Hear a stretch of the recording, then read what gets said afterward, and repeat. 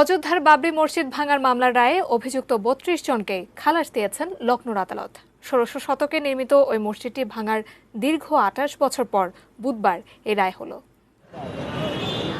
বুধবার দুপুরে লখনৌয়ের বিশেষ সিবিআই আদালতে বাবরি মসজিদ ধ্বংস মামলার রায় ঘোষণা করেন বিচারপতি সুরেন্দ্র কুমার যাদব।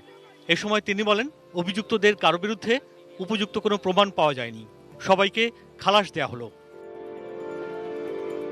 রায় ঘোষণায় বিচারপতি বলেন, বাবরি মসজিদ ধ্বংসের ঘটনা পূর্ব পরিকল্পিত নয়। মসজিদ ভাঙায় অভিযুক্তদের কারো কোনো হাত ছিল না।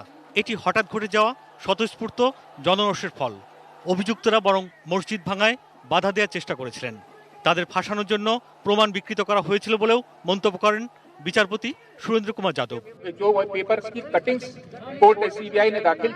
ভারতের কেন্দ্রীয় গোয়েন্দা সংস্থা সিবিআই এ ঘটনা তদন্ত করে। আদালত শুরুতে ৪৯ জনের বিরুদ্ধে অভিযোগ গঠন করেন। ১৭ জন এরই মধ্যে মারা গেছেন। মামলায় বাকি অভিযুক্ত ৩২ জনের মধ্যে বিজেপি নেতা লালকৃষ্ণ আদভানি, মুরালী মনোহর যোশী, উমা ভারতী সহ ক্ষমতাসীন দলের অনেক নেতার নাম ছিল। বুধবার রায় ঘোষণার সময় আদালতে উপস্থিত ছিলেন ২৬ অভিযুক্ত।